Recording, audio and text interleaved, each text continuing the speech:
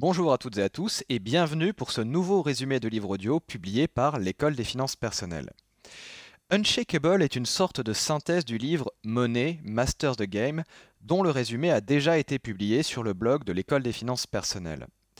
Unshakable est le fruit d'entretiens réalisés avec les meilleurs investisseurs de tous les temps, Warren Buffett, David Swensen, Ray Dalio, entre autres, dont Tony Robbins a identifié et retranscrit les meilleures pratiques, ce qu'il appelle les schémas du succès, patterns en anglais. Première partie, les règles du jeu. Dans un contexte économique et financier particulièrement incertain, la définition même du terme unshakable signifie une sorte de confiance sereine, même au beau milieu de la tempête. Une confiance qui vous permet d'être un leader et non un follower. Vous vous souvenez sans doute de la crise de 2008 et des réactions exacerbées des investisseurs particuliers, désespoir, tristesse, colère. Aujourd'hui, le contexte est toujours aussi incertain et nous assistons au combat des banques centrales pour tenter comme elles le peuvent de faire revenir la croissance économique. Nous vivons dans un contexte de taux d'intérêt négatifs comme cela est le cas en Suisse, en Suède, en Allemagne, au Danemark et au Japon, ce qui signifie que les épargnants sont les perdants du système puisqu'ils doivent payer pour que les établissements financiers acceptent leur argent si durement économisé. Cette situation inédite est tout simplement une première dans l'histoire bancaire sur les 5000 dernières années. Les emprunteurs sont récompensés pour leurs dettes et les épargnants punis pour leur épargne, si bien que des actifs sécurisés comme les obligations offrent aujourd'hui des rendements détestables.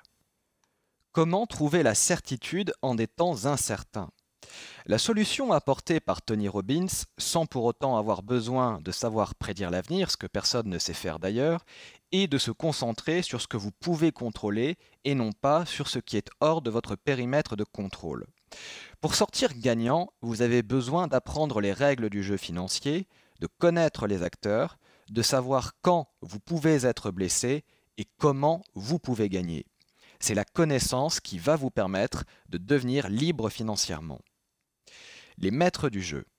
Tony Robbins a interviewé plus de 50 investisseurs de légende comme Ray Dalio, Jack Bogle, Mary Callahan Erdoes, T. Boone Pickens, Carl Icahn, David Swensen, John Paulson et Warren Buffett entre autres. Des milliardaires ou des gérants de légende à la tête de plusieurs centaines de milliards de dollars en actifs sous gestion. Le constat fait par Robbins est simple, les marchés financiers sont haussiers depuis maintenant plus de 7 ans et il est donc tentant de penser qu'ils pourraient de nouveau s'effondrer, mais personne n'est en mesure de prédire l'avenir, donc impossible de parier là-dessus avec certitude. La chute est certes inévitable un jour ou l'autre, confère l'histoire des marchés financiers, mais en attendant, l'objectif est d'investir son argent tout en se préparant au scénario du pire. Tout est dans la préparation et l'anticipation et non dans la réaction. C'est la raison pour laquelle le livre est divisé en 3 parties distinctes. Les règles du jeu pour atteindre le succès financier, la stratégie financière à suivre pour devenir indépendant financièrement, les 4 principes clés, et la psychologie de la richesse et également de la richesse intérieure. Connaître les règles du jeu permet de ne pas se laisser manipuler par la peur lorsque tous les investisseurs sont en train de paniquer, connaissance et clarté d'esprit pour prendre les bonnes décisions. L'hiver vient, winter is coming en anglais, mais quand? Selon Robbins, l'évolution humaine s'est faite grâce à la reconnaissance des schémas, patterns en anglais, pour passer de la rareté à l'abondance.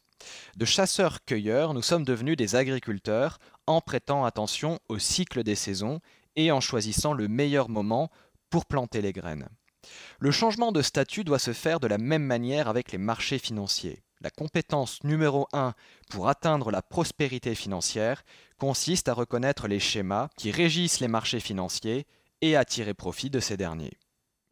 Le concept crucial des intérêts composés. Alors, il y a une citation de Warren Buffett qui est reprise dans son livre par Tony Robbins qui dit la chose suivante: Ma fortune provient de la combinaison de 3 facteurs, vivre aux États-Unis, des gènes chanceux et la magie des intérêts composés. Alors pour expliquer un petit peu le concept des intérêts composés, Tony Robbins prend l'exemple de Joey qui décide de commencer à investir à l'âge de 19 ans la somme de $300 par mois pendant 8 ans. Il arrête ses versements à l'âge de 27 ans et il fait donc une économie totale de 28 800 $. Il fait travailler cet argent en l'investissant à un taux moyen annuel de 10% environ, qui est la moyenne historique des marchés actions américains sur les 100 dernières années. Et au moment de prendre sa retraite à l'âge de 65 ans, il aura constitué un capital de 1 863 287 $.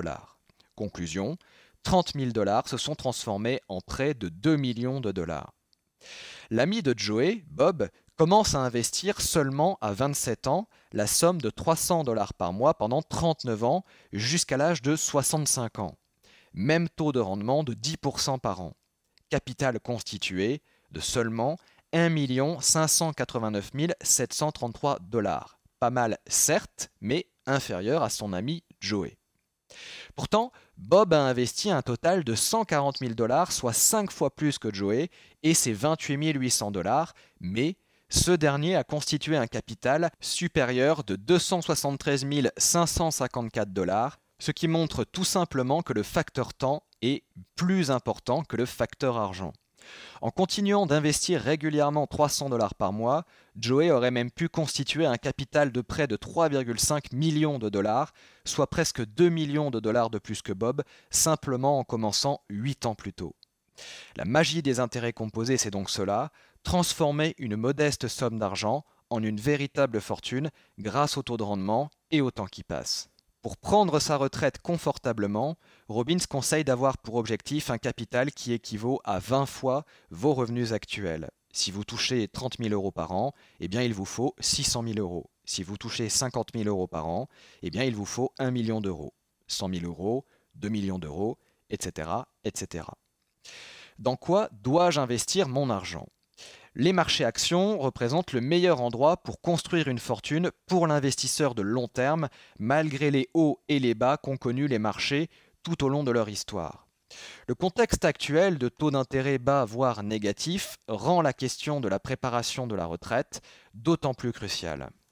La question n'est pas de savoir si vous devez investir, mais plutôt comment vous devez investir, car l'hiver vient de toute façon en moyenne une fois par an, c'est-à-dire que les marchés connaissent une chute en moyenne une fois par an depuis leur création.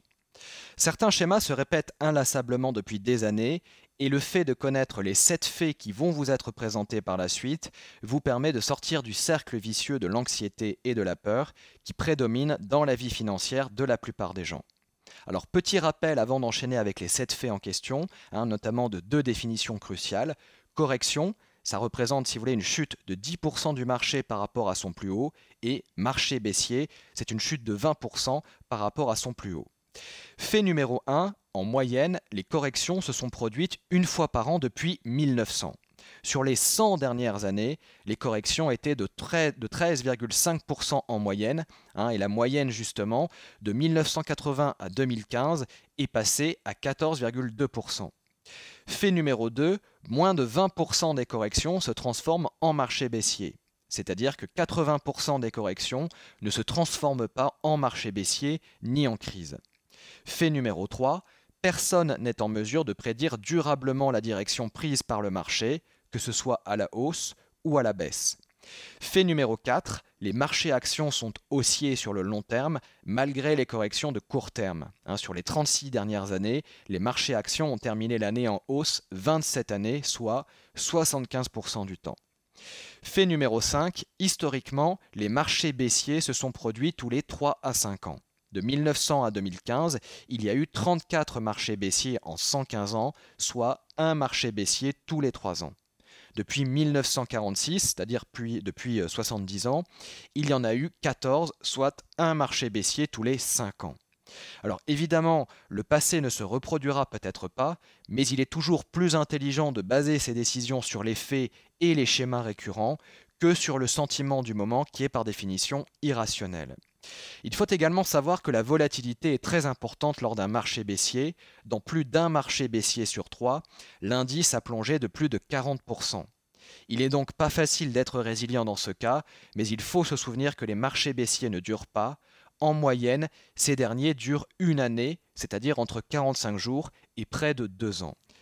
Les grands investisseurs font des fortunes en investissant encore plus leur argent sur les marchés lorsque ces derniers sont baissiers, ce qui leur permet d'acheter des actions au rabais. Il y a notamment une citation de Sir John Templeton, l'un des plus grands investisseurs du siècle dernier, qui a construit sa fortune en achetant des actions au beau milieu de la Seconde Guerre mondiale, qui dit la chose suivante: les meilleures opportunités voient le jour durant les périodes où le pessimisme est à son paroxysme.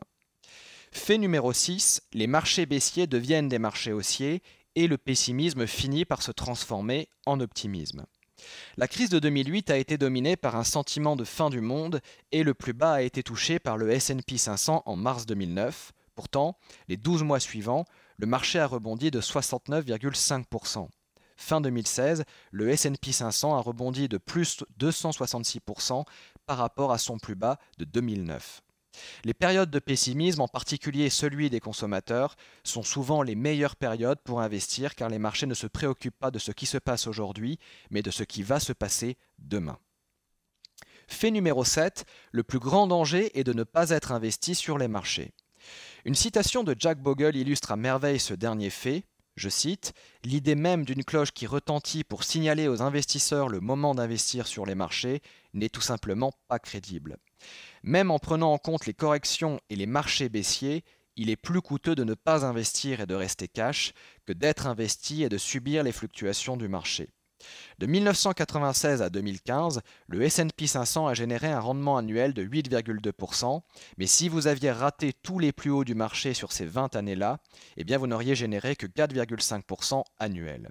En outre, une étude réalisée par JP Morgan a montré que 6 des 10 meilleurs jours de cotation boursière s'étaient produits dans les 2 semaines qui ont suivi les 10 jours les plus sombres. Conclusion, les fluctuations du marché ne doivent pas vous faire peur et le plus grand danger, ce n'est pas de vivre un krach boursier, mais de vendre au mauvais moment par peur et de ne pas profiter ensuite du rebond qui s'ensuivra.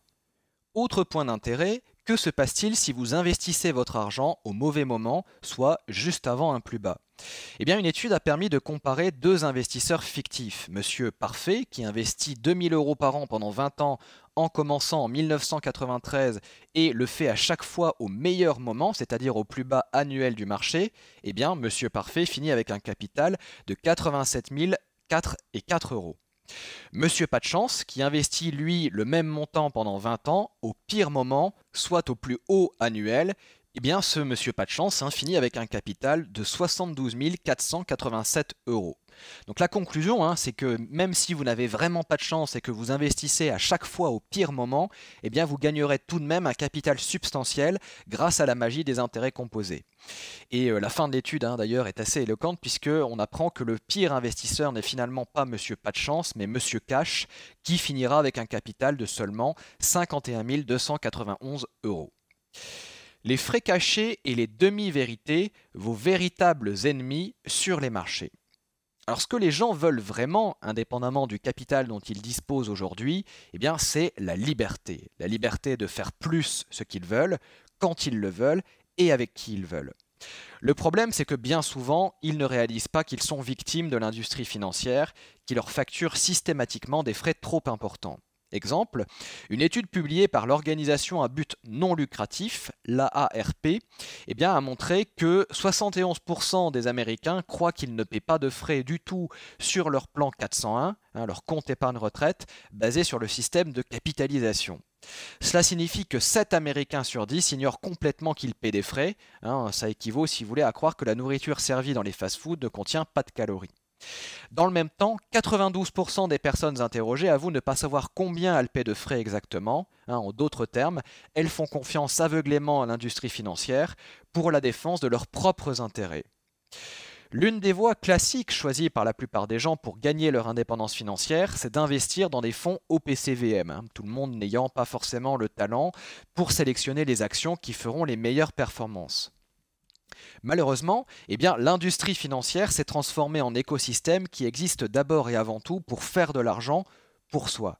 Il ne sert à rien de diaboliser cette industrie outre mesure, hein. Les entreprises qui la composent sont comme n'importe quelles autres entreprises. Leur vocation est de maximiser le profit pour leurs actionnaires, c'est la raison même de leur existence.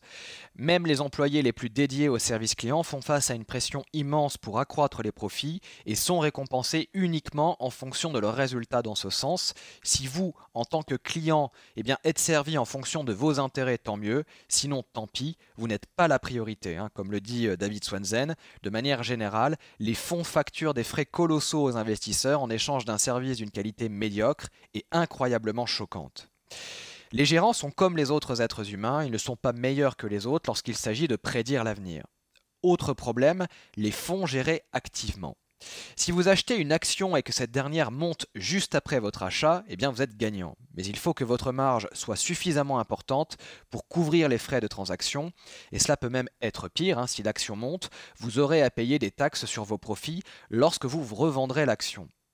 Pour les investisseurs qui mettent leur argent dans des fonds gérés activement, la combinaison de ces frais de transaction et des taxes anéantissent la rentabilité des opérations réalisées et grignotent sournoisement la rentabilité du fonds. Au total, cela représente plus d'un tiers de performance en moins en comparaison des chiffres annoncés sans prise en compte des frais de transaction et des taxes. La solution préconisée par Robbins passe par une approche passive, celle des fonds indiciels cotés. Plutôt que de trader activement sur le marché, les gérants achètent et conservent les actions grâce à des produits qui répliquent la performance d'indices comme le S&P 500.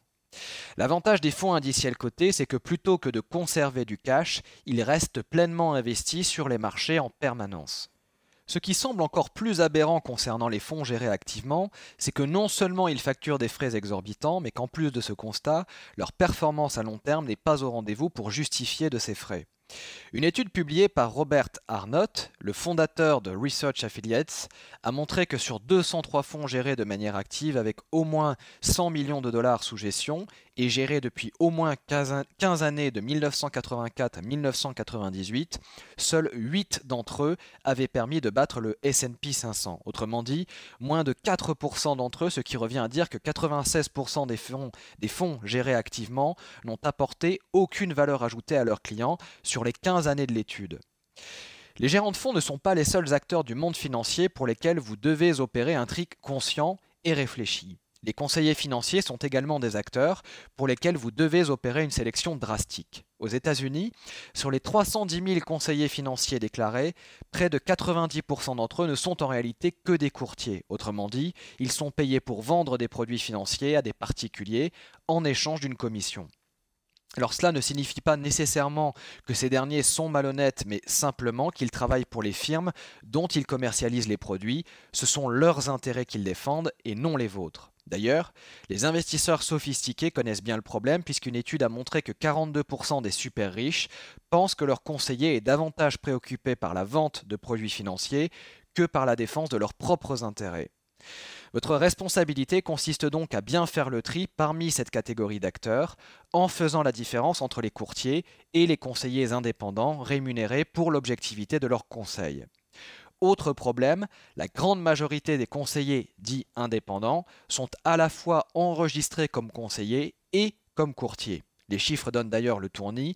Sur les 310 000 conseillers financiers répertoriés aux États-Unis, seuls 5 000 d'entre eux sont véritablement indépendants, soit à peine 1,6% du total. Alors voici, pour vous aider à faire le tri, justement, cette question que vous pouvez poser à votre futur conseiller financier pour savoir si ce dernier fera en sorte de défendre au mieux vos intérêts. Question numéro 1, êtes-vous déclaré en tant que ERIA? Alors ERIA aux États-Unis est conseiller en investissement financier en France, un CIF. Deuxième question, êtes-vous distributeur de produits financiers? Troisième question, votre entreprise propose-t-elle des fonds maison ou une gestion déléguée? Quatrième question, recevez-vous une compensation financière en contrepartie de la recommandation d'investissement particulier? Cinquième question, quelle est votre philosophie d'investissement? Sixième question, quels services financiers proposez-vous en dehors des stratégies d'investissement et de la gestion de portefeuille? Et septième et dernière question, sur quel support l'argent sera-t-il détenu? Deuxième partie, les 4 piliers. Cette partie du livre est consacrée aux principes clés qui doivent vous aider à prendre les meilleures décisions d'investissement. L'expérience de l'auteur en tant que coach de vie, c'est qu'après plus de 4 décennies passées à étudier le succès, les personnes qui ont justement le plus de succès dans leur domaine n'ont pas que de la chance. Elles ont un système de croyances différent des autres, une stratégie différente, elles font les choses différemment. La clé du succès, c'est donc de parvenir à identifier ces schémas gagnants et de les utiliser pour guider les décisions que vous prenez dans votre propre vie. Ce sont ces schémas qui permettent de tracer la route qui mène à votre propre succès. La démarche de Robbins provient de cette conviction, d'où la réalisation de ces interviews de 50 titans de l'investissement pour réussir à trouver les schémas gagnants qui expliquent les résultats stupéfiants. La question que Robbins a gardée à l'esprit en permanence au cours de ses entretiens est la suivante: quels schémas ces investisseurs de légende ont-ils en commun? Ce sont ces schémas que Robbins a appelés les 4 piliers, des piliers qui ont le pouvoir de grandement influencer votre faculté à atteindre l'indépendance financière si vous les internalisez et que vous agissez chaque fois en fonction de ces derniers. Pilier numéro 1, ne perdez pas d'argent. Les meilleurs investisseurs sont obsédés par l'idée de ne pas perdre d'argent. Pourquoi? Tout simplement parce qu'ils comprennent un fait simple mais crucial: plus vous perdez d'argent, plus il est difficile de revenir à votre point de départ. Exemple, imaginons que vous perdiez 50% de votre argent sur un mauvais investissement.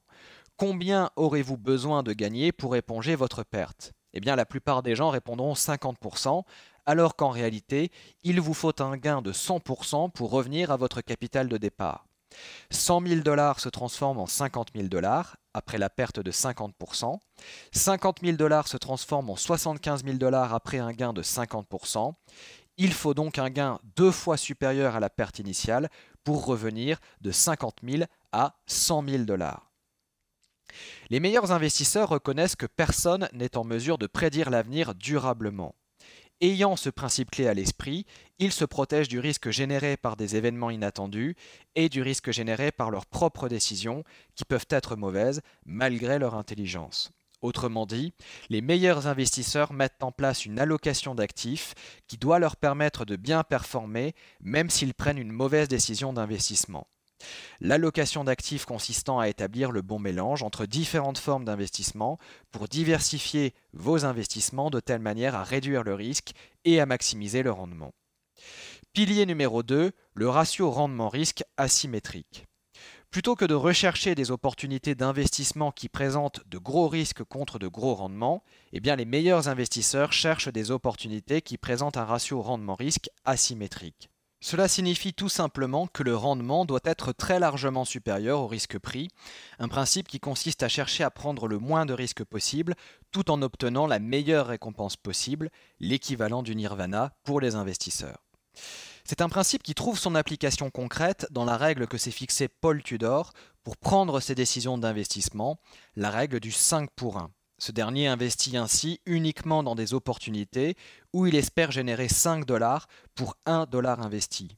Même si ce dernier se trompe dans 80% des cas, eh bien cela lui permet de ne pas être perdant pour autant.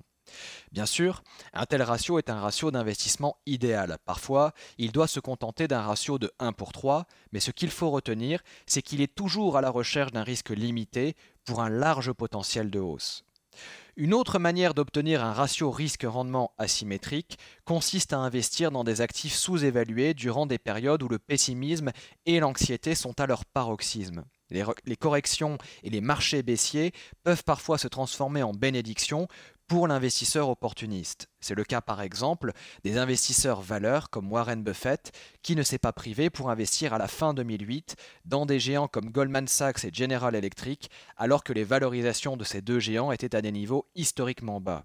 Ainsi, il a investi près de 5 milliards de dollars dans des actions préférentielles émises par Goldman Sachs qui lui garantissaient un dividende annuel de 10% le temps que l'action recouvre ses niveaux d'avant-crise. Pilier numéro 3, l'efficacité fiscale. Comme nous l'avons vu précédemment, la fiscalité peut grignoter jusqu'à 30% de vos rendements si vous ne faites pas attention. Pourtant, les fonds OPCVM adorent présenter leur rendement avant imposition, ce qui leur permet de masquer le fait que ce qui compte vraiment, c'est le montant net que vous obtenez à la fin. L'un des principes clés de l'investissement, c'est d'avoir à l'esprit que ce qui compte, c'est ce que vous avez dans votre poche à la fin de l'opération, l'argent que vous conservez et que vous pouvez décider de dépenser ou de réinvestir. Comme le dit très bien David Swensen, l'un des problèmes les plus sérieux de l'industrie des fonds communs de placement, c'est que la plupart des gérants se comportent comme si la fiscalité ne comptait pas, alors que cette dernière a un impact crucial sur les performances. Pilier numéro 4, la diversification. La diversification est sans aucun doute le pilier le plus évident des quatre. Par essence, il représente tout ce que tout le monde sait, il ne faut pas mettre tous ses œufs dans le même panier. Mais il y a une différence majeure entre savoir quoi faire et le faire vraiment. Comme l'explique le professeur Burton Malkiel de l'université de Princeton, il existe 4 manières de diversifier efficacement. Première manière, diversifier à travers différentes classes d'actifs et éviter de mettre tout son argent dans l'immobilier, les actions, les obligations ou dans une seule classe d'actifs. Deuxième manière de diversifier au sein d'une même classe d'actifs et ne pas mettre tout son capital sur une seule action comme celle d'Apple par exemple. Troisième manière de diversifier à travers les différents marchés, pays et devises à travers le monde. Nous vivons dans une économie globalisée, donc ne commettez pas l'erreur d'investir uniquement dans votre propre pays. Quatrième manière de diversifier dans le temps. Vous ne saurez jamais quand va se présenter le meilleur moment pour investir, mais si vous investissez régulièrement et systématiquement sur les marchés pendant plusieurs années, en d'autres termes, en utilisant la technique du dollar cost averaging, vous réduirez le risque et augmenterez votre rendement avec le temps. Même durant la fameuse décennie perdue de 2000 à 2009, si vous aviez investi dans un portefeuille diversifié de fonds indiciels cotés, incluant des actions américaines, des actions étrangères, des actions de pays émergents, des obligations et de l'immobilier, vous auriez obtenu un capital de 191 859 $ pour un investissement initial de 100 000 $, ce qui représente un rendement annuel de 6,7%. Ainsi, il est possible pour les investisseurs individuels de diversifier leur capital en investissant dans des fonds indiciels cotés qui répliquent la performance des 6 classes d'actifs principales, les actions domestiques, américaines dans le livre, les actions internationales, les actions des pays émergents, les REIT, Real Estate Investment Trust pour l'immobilier, les S2IC en traduction française, les bons du Trésor américain et les bons du Trésor indexés sur l'inflation. Pour Ray Dalio, par exemple, vous pouvez réduire votre risque de près de 80% en investissant dans 15 actifs non corrélés les uns aux autres, des actifs qui incluent les actions, les obligations, l'or, les matières premières, l'immobilier et les actifs alternatifs.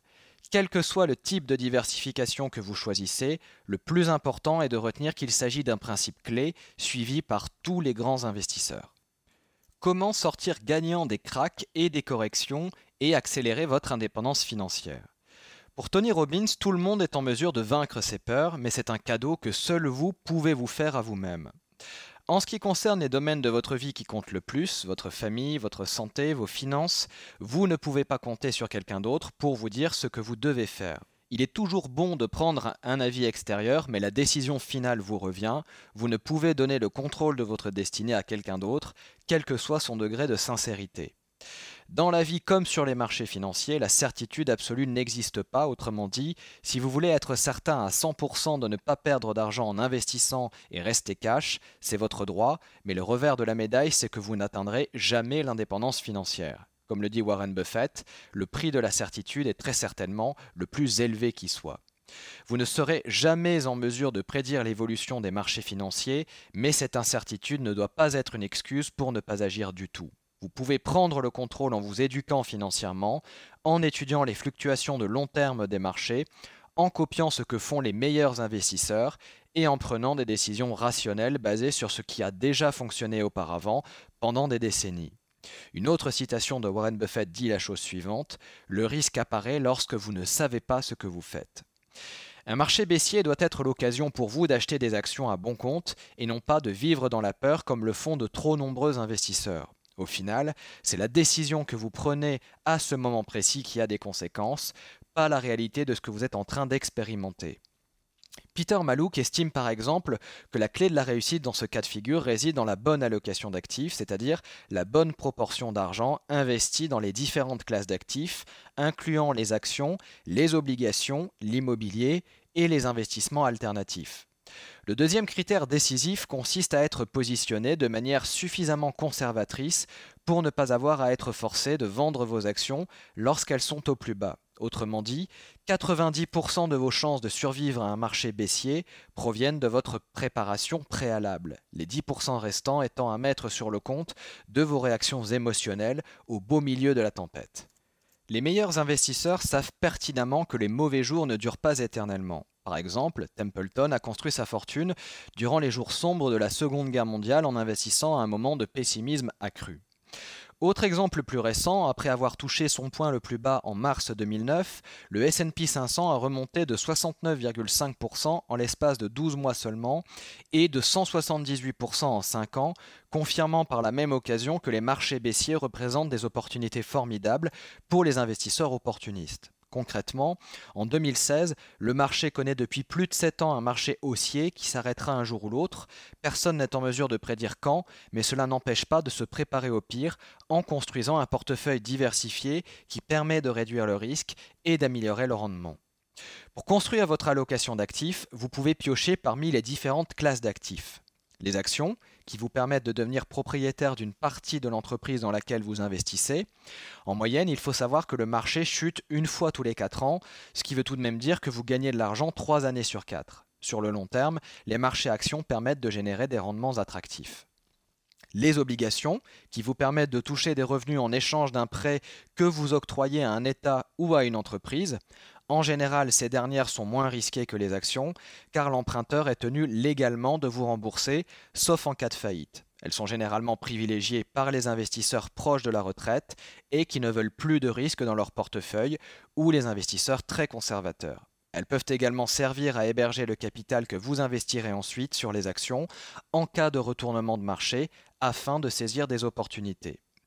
Vous avez ensuite les investissements dits alternatifs comme les REIT, les fonds de private equity, les MLP, donc qui sont spécifiques aux États-Unis, les matières premières et les métaux précieux, entre autres. Attention toutefois, car certains d'entre eux peuvent se révéler être très illiquides, ce qui ne vous permet pas toujours d'en sortir comme vous le souhaitez. Les investissements alternatifs privilégiés par l'auteur sont les REIT, les fonds de private equity et les MLP. Une approche personnalisée de l'allocation d'actifs. Il n'existe pas de méthode unique et toute faite concernant l'allocation d'actifs. Le type d'actifs que vous détenez doit correspondre à ce que vous avez besoin de réaliser. Une autre approche répandue de l'allocation d'actifs consiste à évaluer avec un questionnaire votre niveau de tolérance au risque et de vous proposer l'allocation d'actifs qui lui correspond le mieux. Le problème avec cette approche, c'est qu'elle ne prend pas en compte vos besoins réels. Si vous avez une tolérance au risque très faible, mais en même temps besoin d'investir en actions pour vous assurer une retraite décente, investir en obligations uniquement ne peut que vous conduire à la déception. La véritable question que vous devez vous poser est la suivante. Quelles sont les classes d'actifs qui vous donnent le plus de chances de vous rendre du point où vous vous trouvez aujourd'hui au point où vous souhaitez vous trouver demain ? Voici pour conclure quelques principes clés à retenir pour bâtir un portefeuille qui vous permettra d'atteindre vos objectifs.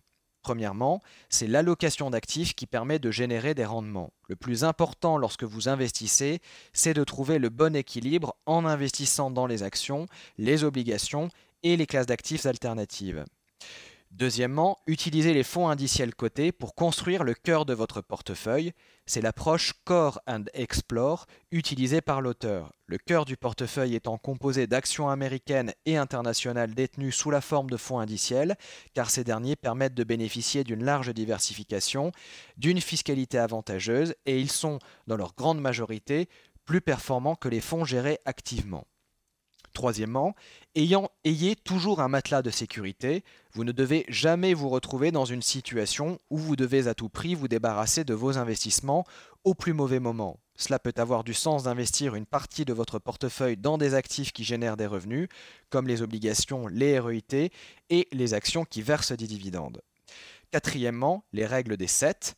Dans l'idéal, le mieux est d'avoir 7 années de revenus de côté investis dans des actifs qui génèrent des revenus passifs. Si vous n'êtes pas encore dans cette situation, vous devez vous fixer comme objectif de vous constituer progressivement ce matelas de sécurité qui vous permettra de subvenir à vos dépenses du moment en cas de besoin urgent sans avoir à revendre les autres actifs composant votre portefeuille.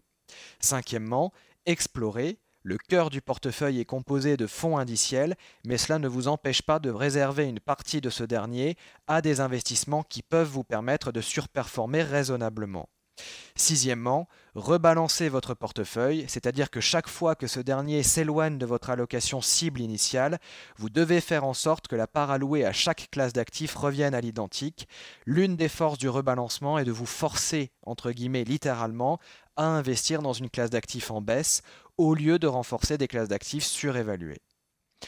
Troisième partie, la psychologie de la richesse. La plus grande menace pour votre indépendance financière n'est pas extérieure, mais intérieure. Il s'agit en réalité de votre cerveau. La raison est simple, les neuroscientifiques ont montré que la partie de votre cerveau qui réagit aux pertes financières est la même que celle qui réagit aux menaces de mort. C'est la raison pour laquelle vous avez besoin d'un système automatisé qui vous permet d'externaliser votre prise de décision pour éviter de tomber dans les pièges tendus par votre cerveau. Il ne suffit pas de savoir ce que vous devez faire, vous devez également faire ce que vous savez, et c'est précisément toute l'utilité de la mise en place d'un système d'investissement qui rationalise le processus pour vous. L'une des solutions préconisées par l'auteur est la mise en place d'un système de questionnement qui vous permet de jauger du bien fondé de vos croyances et de regarder la situation qui se présente à vous de manière plus objective. L'outil que vous pouvez utiliser, c'est donc une checklist toute simple que vous vous promettez de sortir à chacune de vos prises de décision. La première étape pour ne pas tomber dans les pièges tendus par votre cerveau consiste à prendre connaissance des biais cognitifs dont vous pouvez être victime. L'erreur numéro 1 consiste à rechercher la confirmation de vos croyances alors que les meilleurs investisseurs accueillent avec joie les analyses qui contredisent leurs croyances. La solution requiert tout simplement de vous poser de meilleures questions et de rechercher des personnes qualifiées qui pourront être en désaccord avec vous. L'erreur numéro 2 consiste à penser que les événements récents font les tendances à venir, ce qui conduit bon nombre d'investisseurs à acheter les mauvaises actions au mauvais moment. La solution requiert de s'en tenir à sa checklist et de rebalancer son portefeuille à intervalles réguliers, sans prise en compte du contexte de marché. L'erreur numéro 3 consiste à se montrer trop confiant par rapport à ses compétences et à son niveau de connaissance. La solution requiert d'être honnête avec soi-même et de respirer calmement avant de prendre une décision. L'erreur numéro 4 consiste à se laisser porter par l'appât du gain et à prendre la bourse pour un casino. La solution requiert de considérer la bourse comme un marathon et non comme un sprint. L'investissement de long terme n'a rien à voir avec la spéculation sauvage et les résultats sont presque garantis. L'erreur numéro 5 consiste à rester dans sa zone de confort et à investir dans des actions domestiques ou des actions d'entreprise que l'on connaît bien uniquement. La solution requiert d'étendre vos horizons et de prendre en considération la diversification géographique pour composer votre portefeuille.